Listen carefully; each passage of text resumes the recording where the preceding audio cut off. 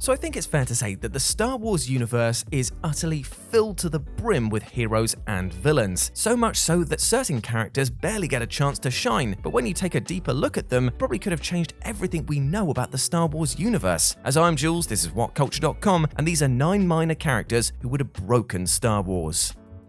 Number 9. Mas Amedda. Now, Mas is probably better known as that slimy blue guy that's always standing beside Palpatine, occasionally throwing in a little exposition here and there, but mostly just looking rather sinister as he lurks in the background. But his importance might be rather self-explanatory. This politician was the senator/chancellor/emperor's right-hand man from the very beginning of the Skywalker saga, serving and advising him faithfully until the aftermath of Return of the Jedi, where he signed the Galactic Accord, dissolving the Empire and allowing the New Republic to rise. So I hear you ask, how could he have broken Star Wars? Well, he was the one who suggested giving Chancellor Palpatine emergency powers during the Separatist crisis, which, while most likely at Palpatine's behest, went a long way towards securing the future Emperor's power in the last days of the Galactic Republic. There's also the matter of his actions after the fall of the Empire to consider. If he had attempted to rally the Empire's remaining scattered forces instead of surrendering to the rebels, the sequels might have looked a whole lot different.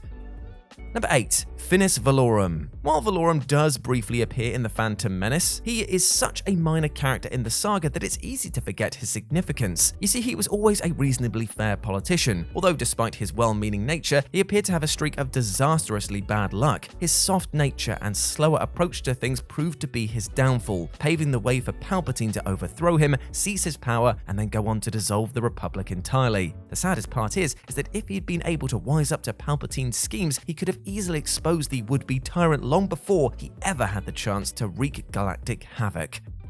Number 7. Dex Jetster. Now, Dex's only scene in the saga came in 2002's Attack of the Clones, and is probably best remembered for its inexplicably Americanized diner rather than for its significance in the overall story. But Dex's role is one that shapes the entire narrative as we know it, and it's so glaringly obvious that you'll kick yourself for missing it. During Obi-Wan's investigation of the assassination attempt on Senator Amidala, he hits a dead end when the would-be assassin is killed before interrogation. His only lead is a poisoned dart, so he goes to see his friend Dex, who has a little bit of information for him, that it's from the planet Kamino. Dex is seemingly the only one on Coruscant to have heard of Kamino. Had Obi-Wan not asked him for help, he would never have found Jango Fett or the secret clone army that the Republic uses to fight against the Separatists. In fact, the clone army would have been instead utilized by the Sith to destroy the Jedi and the Republic long before Luke and Leia were ever conceived, meaning that the Empire might have never have fallen. Number 6. Rick Olgier. Now, Rick is practically as minor as any named character can be. He's forgettable, mostly confined to the background, and he has just a handful of lines of dialogue. But he does know something that may, or may not as the case may be, but we'll never actually know, have shaped the entire Skywalker saga. The commander of the Naboo Royal Space Fighter Corps, Rick often acted as then Queen Padme's pilot. In this capacity, he was working when Padme met Obi-Wan Kenobi and Qui-Gon Jinn, and he became the man who facilitated their escape from the Trade Federation's blockade of Naboo. But his significance doesn't end there. Rick then went on to meet a young Anakin Skywalker and was in fact the one that taught him how to pilot a starship. It might seem inevitable that the Jedi prodigy would have learned this skill one way or another, but shortly after his lesson, Skywalker used his new skills to destroy the droid control ship and end the Trade Federation's attack on Naboo, something that might not have been possible had Rick not been able to take the time to show the boy the ropes.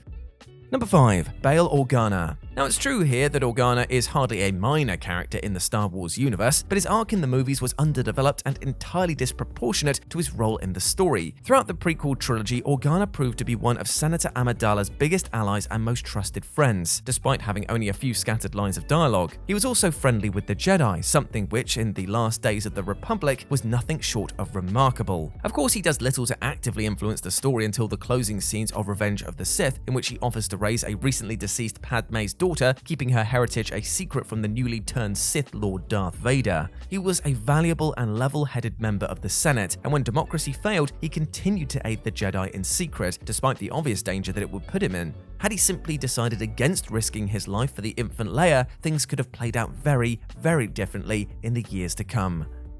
Number 4. Biggs Darklighter. Now, at a glance, the only thing that sets Biggs apart from any of the countless unnamed rebel troopers is his childhood friendship with Luke Skywalker. In A New Hope, we meet Biggs just minutes before his death, making him all too forgettable. But Biggs is far more important to Luke's arc than his short screen time would suggest. Growing up, Biggs was Luke's best friend. When he left to join the rebellion, Luke was jealous that his friend was getting out amongst the stars while he was just stuck farming moisture with his uncle Owen. In fact, in a deleted scene from A New Hope, Biggs tells Luke of his plans to join the rebellion and says that if he ever makes it off Tatooine, that he'll put in a good word for him. And that's exactly what happens, with Biggs vouching for Luke's skill as a pilot to the rebels, something which leads to Luke's inclusion in the attack on the Death Star. If Biggs hadn't recommended Luke, it's not a stretch to think that the rebels' attack would have failed, resulting in a much darker path for the original trilogy.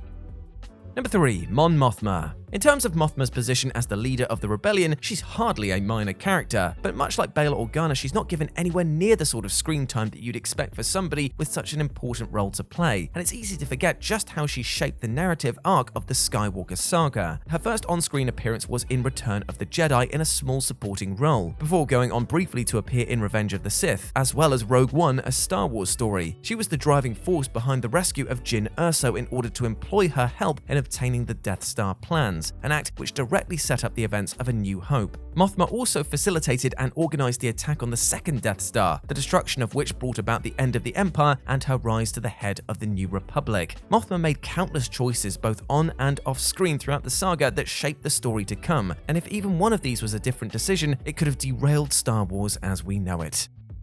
Number 2. Lor-San Tekka. Now, Lor-San seemingly had a tiny role in the saga, appearing only for the briefest of moments at the opening of the sequel trilogy before being murdered by Kylo Ren. Almost all of his importance exists behind the story, but he was instrumental in shaping the fate of the galaxy post-Return of the Jedi. During Imperial rule, he was a member of the Church of the Force, following Jedi teachings and ideals despite not being Force-sensitive. This led him to uncover and protect much of the Jedi's history and lore, which naturally made him an invaluable ally to Luke Skywalker. He became one of Skywalker's most trusted friends, and he was the only man who knew where Luke had gone into hiding. His decision to give Resistance fighter Poe Dameron the map to Skywalker set the wheels of the sequel trilogy in motion, and without him, Rey would have never found the Jedi and mastered her abilities. He might have only had a short time on screen, but he used it bloody wisely. And number 1, Poggle the Lesser. Now, he's one of Attack of the Clones' many minor characters, but his backstory was fleshed out somewhat in the Clone Wars animated series. In a blink-and-you'll-miss-it moment near the climax of Attack of the Clones, Dooku instructs the Archduke of Geonosis to hand over the plans to the weapon that he's been designing for the Sith Lords. The Geonosian flickers the holograph blueprint before handing it over, and we see a fully formed, recognizable Death Star. It might seem like a throwaway Easter egg, but its implications are very interesting to say the least. It seemed that Poggle the Lesser had practically fully designed the Death Star way back before the outbreak of the Clone Wars, something which scientist Galen Erso gets credit for in Rogue One. It's a minor detail and it's all too easy to sweep under the rug, but the fact remains, Poggle the Lesser started the work which ended in the murder of everyone on planet Alderaan, making him actually one of Star Wars' biggest war criminals. And there we go, my friends. Those were 9 minor characters who would have broken Star Wars. I hope you enjoyed that, and please let me know what you thought about it down in the comments section below. As always, I've been Jules. You can go follow me over on Twitter at RetroJ0, or you can swing by Live and Let's Dice, where I do all of my streaming outside of work, and it'd be great to see you over there. But before I go, I just want to say one thing. Even though we spoke today about minor characters in the Star Wars universe, you, my friend, you are the leading star. And don't let anything or anyone else tell you otherwise, alright? You are a massive ledge, and you deserve all of the best things in life, like love, happiness, and success. And I want you to go out there and absolutely smash it today. As always, I've been Jules. You have been awesome. Never forget that, and I'll speak to you soon. Bye.